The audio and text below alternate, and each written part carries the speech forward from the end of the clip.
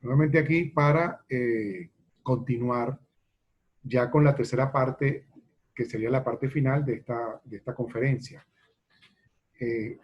Vamos a seguir en la lámina que estaba pendiente. Voy a compartir la pantalla. Dentro de los elementos esenciales, vamos a ver ahora, para completar precisamente los elementos esenciales, la referencia al contenido del tipo subjetivo. Muy importante y deseo que, digamos, hacerlo con calma para explicar esto, ¿no? La referencia al contenido del tipo subjetivo siempre debe estar incluida en el tipo penal, pero no necesariamente, como les he dicho, va a aparecer de manera literal en el texto. Generalmente no aparece de manera literal en el texto del tipo penal. Lo que sucede es lo siguiente, que cuando leo el tipo penal, debo hacerlo conjuntamente con lo que está establecido en el artículo 61 del Código Penal.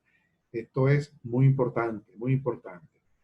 El primer párrafo del artículo 61 del Código Penal dice lo siguiente: nadie puede ser castigado como reo de delito no habiendo tenido la intención de realizar el hecho que lo constituye, excepto, repito, excepto cuando la ley se lo atribuye como consecuencia de su acción o omisión. Este primer párrafo del artículo 61 establece las modalidades de vinculación subjetiva entre el autor y el hecho. Fíjense que dice que la regla para atribuir responsabilidad es la intención. La intención, ese término intención en nuestra legislación es sinónimo de dolo. Por lo tanto, la regla es que la responsabilidad penal es a título de dolo. Esta disposición que está en la parte general es aplicable en principio a todos los delitos. Continúa el primer párrafo del artículo 61 diciendo que excepcionalmente el legislador puede atribuir, la ley puede atribuir a una persona responsabilidad como consecuencia de su acción o omisión. Esa excepción es la responsabilidad por culpa, la responsabilidad culposa. Y también podemos referir que otras excepciones, esas modalidades, vamos a decir, mixtas, cuestionables, que es la responsabilidad por delito preterintencional o por delito calificado por el resultado. Pero las básicas, las esenciales son dolo y culpa. Dolo y culpa. Ahora, el dolo la regla, la culpa la excepción. Ahora, ¿qué relevancia tiene esto que les estoy diciendo de que el dolo es la regla y la culpa es la excepción? En la práctica, ¿a qué se refiere esto? Fíjense. Como la responsabilidad dolosa es la regla que le establece el artículo 61, el legislador no tiene por qué decirlo literalmente en cada tipo penal. ¿Por qué? Porque cada tipo penal lo debemos leer conjuntamente, entre otras disposiciones, con el artículo 61 del Código Penal.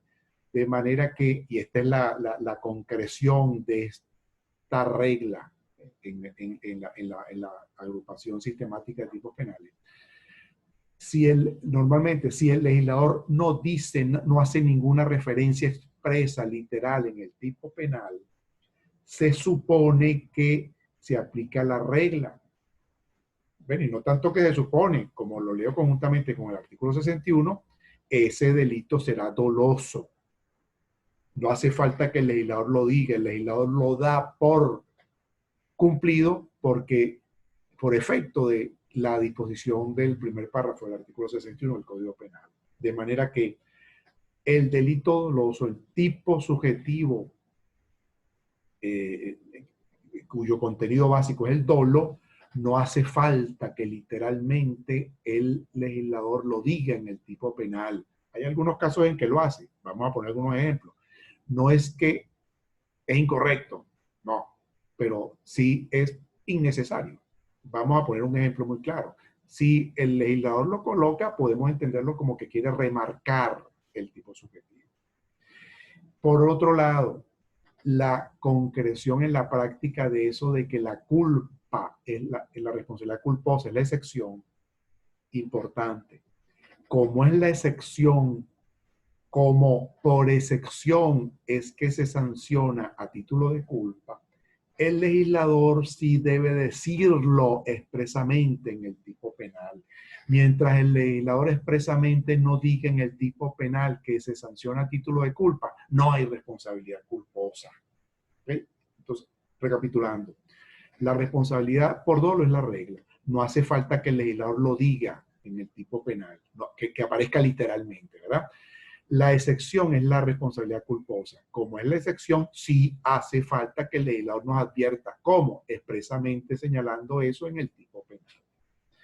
Lo señala expresamente con términos, los términos conocidos, por ejemplo, el que por imprudencia, negligencia, impericia, o sencillamente diciendo el que culposamente haga tal cosa. ¿Me explico? Fíjense un ejemplo de mención innecesaria. Si ustedes leen el artículo 405 del Código Penal que establece el homicidio doloso simple, dice el que intencionalmente haya dado muerte a alguna persona será penado con tanto. Bueno, ustedes dirán, bueno, pero aquí me dice intencionalmente, aquí no hay duda, es doloso. Por supuesto, no hay duda. Pero si el legislador me hubiera redactado el tipo penal de esta manera, el que haya dado muerte a alguna persona, quitándole el intencionalmente, el que haya dado muerte a alguna persona, como lo leo conjuntamente con el artículo 61, se supone, se acepta porque se aplica la regla que el delito es doloso. Es más, aquí en esta expresión intencionalmente, en mi opinión, es innecesaria. Un tipo penal de homicidio simple, del homicidio doloso simple, redactado de manera perfecta, diría, el que haya dado muerte a alguna persona. Listo. Por supuesto, será penado con tanto el señalamiento de la pena. Entendamos, aunque es innecesario, bueno, el legislador aquí quizás lo que quiso fue remarcar el contenido del tipo subjetivo. Pero, esto es importante, no es necesario que lo diga. Si no me dice nada, si ustedes leen el tipo penal y en ninguna parte ven claro, bueno, cuál es el contenido del tipo subjetivo, es doloso, porque la regla del artículo 71 se aplica.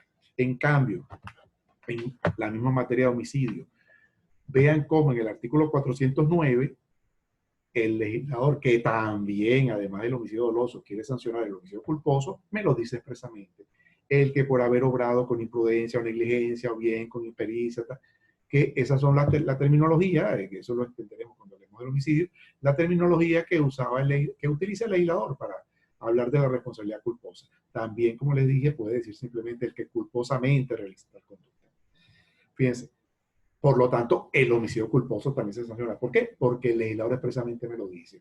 Ustedes revisan las regulaciones sobre el hurto, el que se apodere de una cosa mueble, el artículo 451, por ejemplo, el que se apodere de una cosa mueble sin consentimiento de ellos, en ninguna parte me dice que lo haga dolosamente. Ah, pero se supone que ese hurto es doloso. No hace falta que lo diga expresamente porque se aplica la regla, ¿verdad? Por el contrario, revisan todas las modalidades de hurto, no van a encontrar en ninguna parte la previsión de la responsabilidad culposa de hurto. Por lo tanto, no existe hurto culposo en nuestra legislación. ¿Por qué? Porque expresamente el legislador no lo dice. Solamente existe el hurto doloso, que es la regla, sin que el legislador en los tipos penales me remarque intencionalmente el que dolosamente se apodere. Nada. ¿Okay? Esto es importante tener claro esto del contenido, el tipo subjetivo, elemento esencial. ¿Ok? De inmediato seguimos con los elementos accidentales. Ya los accidentales, recuerden los que pueden estar o no, no son importantes, no son esenciales, pues la explicación. El legislador en algunos tipos penales que la naturaleza del delito lo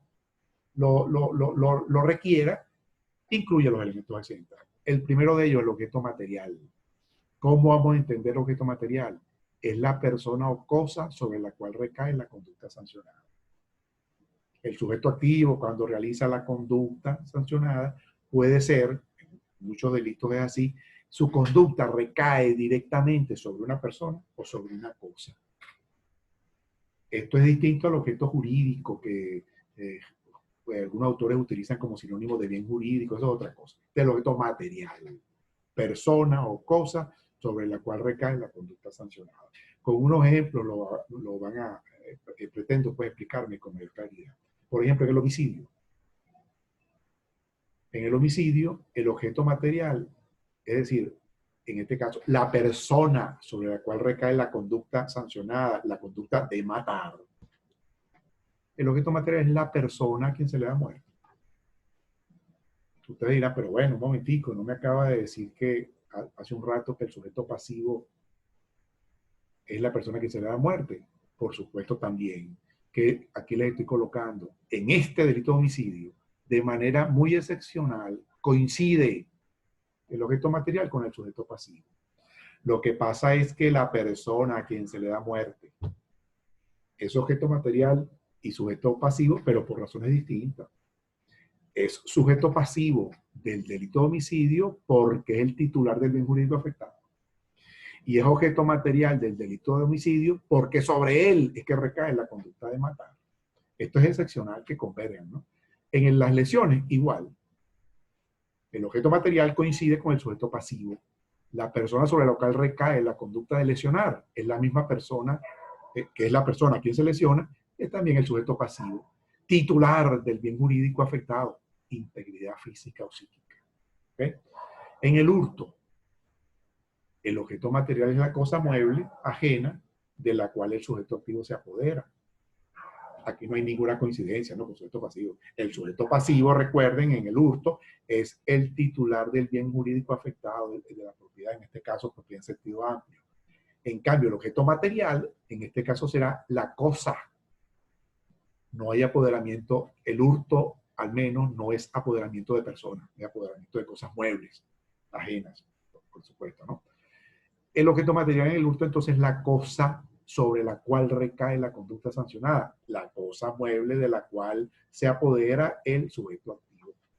En el robo, recuerden, delito pluriofensivo, objeto material es la cosa mueble, efectivamente, sobre la cosa mueble ajena que se apodera el sujeto activo con violencia, recae la conducta delictiva. Pero también recuerden la particularidad del robo, también es objeto material del robo la persona constreñida, la persona violentada, la persona a quien se le exige, se le constriñe para que entregue la cosa o para que tolere que el sujeto activo se apodere de ella. De manera que la conducta de robar recae tanto en la cosa sustraída como en la persona violentada. ¿Ok? En cuanto a objeto material. Ahora, la mayoría de los delitos, incluso de comisión y de resultado, tienen objeto material. Hay delitos que no tienen objeto material, vista su naturaleza. Por ejemplo, los delitos de omisión propia no tienen objeto material, precisamente porque no hay conducta que recaiga sobre nada, porque precisamente se omite la conducta. Se omite lo que, la conducta consiste en omitir lo que tiene que hacerse. Un ejemplo, el artículo 238 del Código Penal, delito que se denomina negativa a servicios legalmente debidos. El que es citado a declarar como testigo en un tribunal tiene que ir. Si omite injustificadamente acudir al llamado del tribunal, incurre en ese delito. ir. Otra cosa es después, estando allá, declarar. Eso es otro problema. ¿Okay? También pudiera haber, si lo hace injustificadamente, omita declarar, también se configuraría este delito. En todo caso, un delito de omisión propia. ¿Okay? No tienen objeto material. Importante. Cada vez que expliquemos un tipo penal de los temas siguientes, vamos, de ser el caso, a resaltar, por supuesto, los elementos que estamos manejando. Bien jurídico protegido, la conducta sancionada, el sujeto activo, el sujeto pasivo, el contenido, el tipo subjetivo, el objeto material. Por último, para terminar este examen de la estructura formal de los tipos penales, el otro elemento accidental, las circunstancias de tiempo, modo, lugar y otro. El legislador, en muchos casos, como yo les digo, de que está presente esto, para complementar la descripción de la conducta sancionada, la acompaña en algunos casos, para precisar más lo que quiere sancionar, la acompaña de la acompaña de exigencias que tienen que ver con tiempo, con modo, con lugar. El que realice tal conducta de noche. De manera que si la realizó de día, no, ahí no encuadra. El que realice tal conducta en un lugar despoblado. Hay una exigencia de lugar, no es en cualquier parte. El que realice tal conducta en un lugar público. No puede ser en cualquier parte, tiene que ser en un lugar público. ¿Me explico? El que se aproveche de tal ocasión para realizar la conducta tal y tal y tal. El que hurte, valiéndose de la ocasión que en el momento ha habido una calamidad, una perturbación pública, algo así, eso es una modalidad de hurto. Una circunstancia referida a medio de comisión, estos son meramente ejemplos, ¿no? La más usada, circunstancia de tiempo, de lugar, de ocasión, de medio de comisión. Aquellos delitos que me exigen violencia, el robo, por ejemplo. El que mediante violencia física o moral, bueno, ese delito exige medio de comisión determinado, una circunstancia en cuanto a los medios. El que dé muerte con veneno. Fíjense, por ejemplo, el homicidio simple es simple precisamente porque el legislador simplemente exige que una persona le dé muerte a otra, como veremos en su oportunidad. Homicidio simple. Pero resulta, y para ello cualquier medio simplemente que sea idóneo para matar es suficiente. Pero si el medio utilizado es veneno, por ejemplo, eso configuraría una modalidad distinta de homicidio, el homicidio calificado, precisamente que exige, para sancionar esa conducta considerada más grave por el legislador, una exigencia específica, un medio de comisión determinado. En este caso, si usted da muerte con veneno, eso es más grave, la pena va a ser mayor. Tenemos ejemplo, el numeral tercero del artículo 453 del Código Penal, una modalidad de hurto que exige que si el hurto se comete, por ejemplo, de noche, en lugar de habitación X, la pena se va a agravar. El artículo 130 es por allá un delito contra la independencia y seguridad de la nación, una modalidad de traición a la patria. Me exige que la conducta se realice en tiempo de guerra de alguna acción extranjera, de una nación extranjera con Venezuela. Cualquiera que en tiempo de guerra de alguna nación extranjera con Venezuela aparezca sublevado en armas contra el gobierno, que esté aquí alborotando contra el gobierno, mientras Venezuela está en guerra con otra nación. Si se da este delito, para que se dé el 130, tiene que realizarse esa conducta de sublevarse contra el gobierno en tiempo de guerra contra la nación. Circunstancias del lugar, uno de tantos ejemplos, el numeral 1 del artículo 452, una modalidad de hurto agravado. El hurto se agrava. El hurto, en principio, el hurto simple en cualquier parte que se cometa, cumplidos aquellos requisitos que veremos en su oportunidad. En cambio, si esos requisitos se dan, pero además el hurto se comete en una oficina, archivo o establecimiento público, junto con otras circunstancias, el hurto se agrava, la pena es mayor. Ahí hay una exigencia de lugar. El numeral 2 del artículo 453, una modalidad de hurto calificado, me exige una ocasión específica. Estos ejemplos, bueno, ustedes los revisan con calma, pero quiero terminar con este, por ejemplo, el 453 numeral 2, que es muy, lamentablemente, muchas veces sucede, o generalmente sucede. El hurto se califica, la pena va a ser mayor, si para cometer el hecho, todas aquellas exigencias que el hurto simple determina, el culpable se ha aprovechado de las facilidades que le ofrecían algún desastre, calamidad, perturbación pública o las desgracias particulares del Estado. Se califica el hurto si se cumple esa circunstancia de ocasión, esa circunstancia ocasional. ¿Cuándo? Si yo aprovecho para hurtar mientras hay una perturbación pública, que la gente está distraída en otra cosa. Si es una calamidad, ¿verdad? Algún desastre, por ejemplo, una perturbación en un sitio X y alguien aprovecha precisamente que la gente se distrae porque está sometida a un motín, a una manifestación violenta X, y entonces se la quiere dar de vivo y se mete en un local comercial a robar, a hurtar. Ese es un hurto calificado. Aquello que sucedió en Vargas en 1999 cuando el deslave, que mucha gente salió de su casa pues despavorida, luchando por su vida, huyendo al gravísimo desastre que había. Mucha gente, algunos sinvergüenzas, aprovecharon y se metían en las casas que habían dejado con la puerta abierta, la casa vacía, para apoderarse de los objetos. Eso es un hurto calificado. Ocasión de desgracias particulares del sujeto pasivo en este caso. Lamentablemente también sucede mucho. Un ejemplo muy concreto: una persona tiene un accidente de tránsito grave, chocó, que está metido ahí en su carro, todo herido, ¿verdad? Se acerca a la gente que iba pasando en su carro, se bajan del carro, pero en vez de ayudarlo, le quitan el reloj, le quitan la cartera, y nadie lo ayuda, simplemente eso es aprovecharse de una circunstancia ocasional. El poseedor de las cosas que van a ser objeto de apoderamiento, en ese momento pasaba por una desgracia particular. Ese es uno de muchos ejemplos. En todo caso, hay muchos tipos penales, repito, que como elemento accidental, el legislador los acompaña de esta exigencia. Circunstancia de tiempo, modo y lugar. Para terminar, los elementos accidentales, eventualmente, estos son más raros, no son tan frecuentes. El legislador exige que se cumplan determinadas finalidades, elementos subjetivos distintos al dolo. Junto al dolo van a formar parte del contenido del tipo subjetivo, pero son distintos.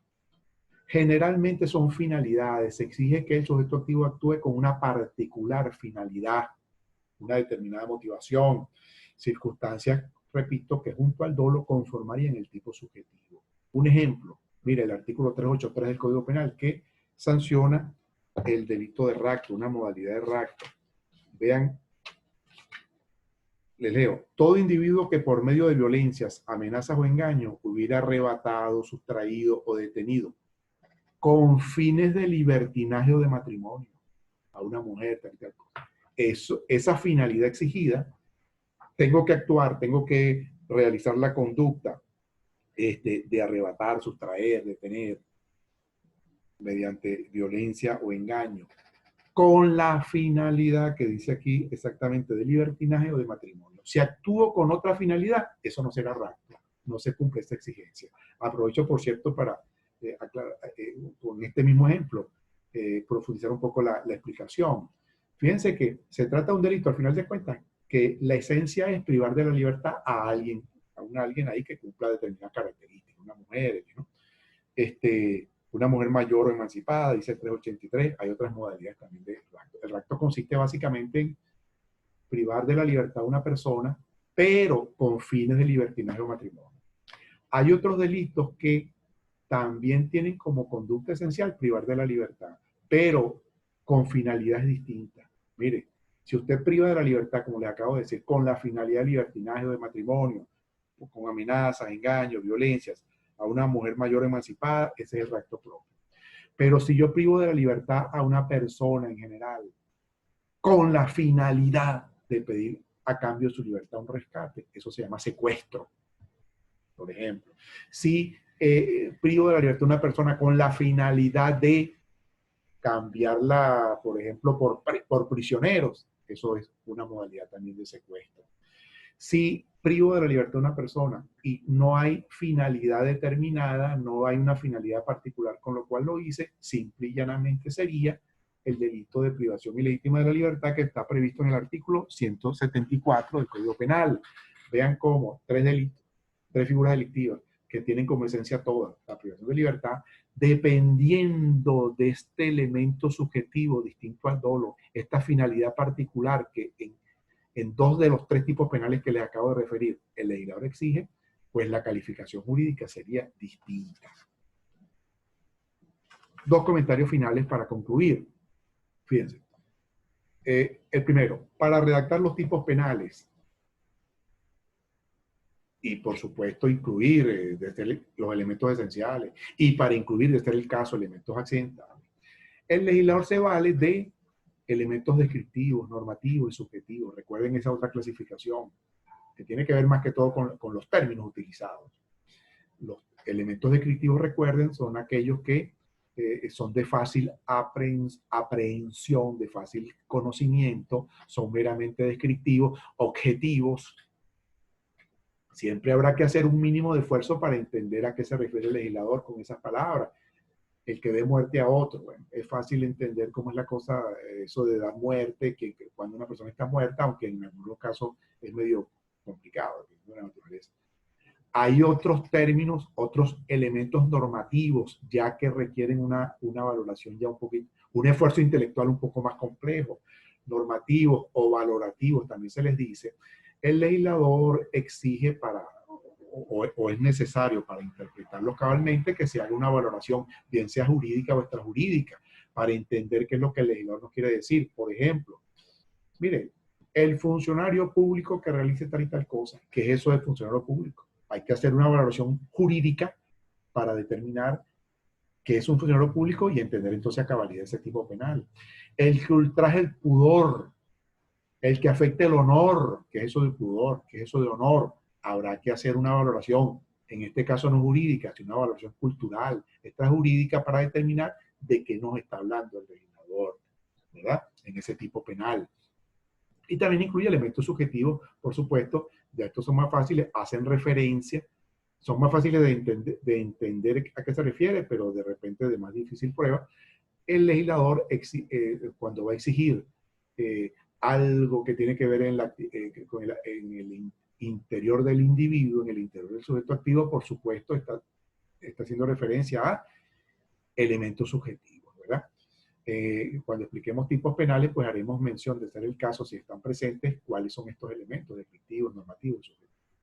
El último comentario, ya para concluir, fíjense.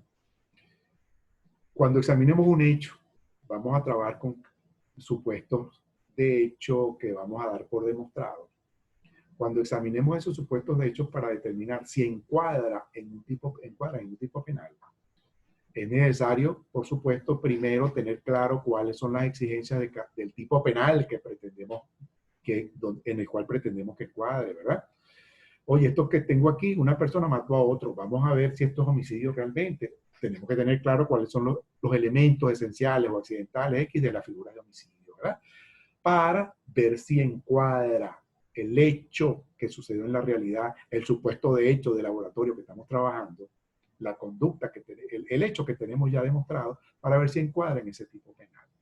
La conclusión puede ser que, efectivamente, mira, aquí se dan todos los elementos que me exige el tipo penal de homicidio, por lo tanto, esto es homicidio. Puedo decir que el hecho es típico, encuadra en el tipo penal de homicidio. Puede ser también que en este juego de subsumir conductas, de encuadrar conductas, en un determinado tipo penal no encuadre, ¿verdad? Pero si encuadre en otro. Podemos hablar de una atipicidad relativa con respecto a un tipo penal. Me explico. Esta persona le dio muerte a otra. Sujeto activo le da muerte a otra, ¿verdad? Resulta que ese otro, al final de cuentas, era su padre. Pero con el detalle de que también está demostrado que él no sabía, cuando le dio muerte, no sabía que era su padre. Por supuesto, ese conocimiento de que fuera el padre era necesario para el dolo de homicidio calificado, de homicidio del padre, del parricidio, que se llama también, ¿verdad? Como este señor no conocía esa relación, no le podemos achacar, no le podemos decir que él quiso matar a su padre, porque no sabía que era su padre. Homicidio calificado por matar al padre no será. Pero, como atipicidad relativa con respecto al tipo de homicidio calificado. Pero sí está demostrado que él quería matar a alguna persona. Ah, eso sí me encuadra en otro tipo penal. ¿En cuál? Por lo menos en el homicidio simple, ¿verdad? Entonces vean cómo puede ser la misma conducta atípica de forma relativa con respecto a un tipo penal, pero que encuadre en otro. En este no encuadra, pero en este sí. Al final de cuentas, vea que también concluyen que es típica. Y por último, puede ser que en ningún tipo penal presente en la legislación venezolana encuadre. Ahí podemos ya decir esta conducta que consistió en que, bueno, en que está demostrado que este señor se tomó un vaso de agua porque tenía sed. Bueno, esa conducta es atípica de manera absoluta, no encuadra en ningún tipo penal. Eso, sobre esto es que vamos a trabajar básicamente en este semestre. Creo yo, y con esto concluiría, que todos desde pequeños, cuando yo era niño lo hice, cuando era pequeñito, y por supuesto la diferencia no son 4 años entre ustedes y yo, ni 5 años. Yo creo que cuando ustedes eran chiquitos también existía esto y lo utilizaron, esto que les voy a decir. A uno le regalaban un juego cuando uno era muy pequeño, de plástico o de madera X, que consistía en lo siguiente. Había una base de madera o de plástico que tenía distintos orificios. Orificios de diferente dibujo. Había un círculo, había un huequito que era un triángulo, había otro huequito que era un rectángulo, había un huequito que era como un tubo.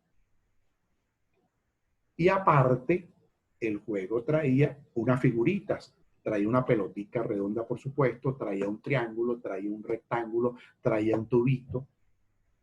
Y el juego consistía en que ponían a uno como niñito, a ustedes a lo mejor estoy seguro que también lo hicieron, a que tratara de introducir las piezas en el orificio de aquella base donde calzara.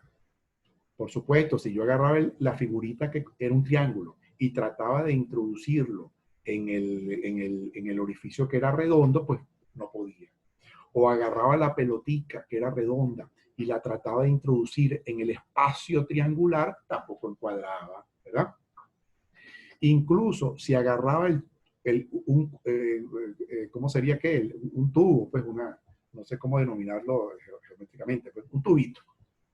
A lo mejor lo colocaba en el triángulo que era grande y a lo mejor no calzaba, entraba, pero quedaba mucho espacio libre, es decir, el tubito quedaba bailando. Ah, bueno, mire, ahí no encuadra, debe encuadrar, le decían a uno, exactamente, yo tenía que buscar el otro orificio donde el tubito iba a calzar exactamente, no iba a quedar espacio libre, calzaba perfectamente. Eso, en mi opinión, recordando eso cuando niño, fue el primer ejercicio de tipificación que hicimos. De eso se va a tratar ahora. Conductas que tengamos demostradas en la realidad, ver dónde encuadra, ver en el tipo penal, que era un círculo, en el tipo penal triangular, ahí donde encuadre perfectamente, podemos decir que se subsume, se encuadra, se adecua a este tipo penal, esa conducta es típica. Bueno, con esto concluyo la tercera parte de esta conferencia, que es de la unidad 1. Espero de esta manera pues haberlo, digamos, satisfecho, que les sea útil esta conferencia, repito, dividida en 3 partes. De inmediato voy a tratar, a lo mejor esta misma noche, ya no, mañana en la mañana, ya la tendrán seguramente en módulo 7. Bueno, estoy hablando como si estuviéramos en vivo. Mañana domingo, ¿qué? 3 de mayo, ¿verdad? Porque estoy grabando hoy 2 de mayo. En todo caso, gracias a Dios, cumplimos con la conferencia. Hasta aquí esta tercera parte. Saludos a todos y cuídense bastante. Saludos.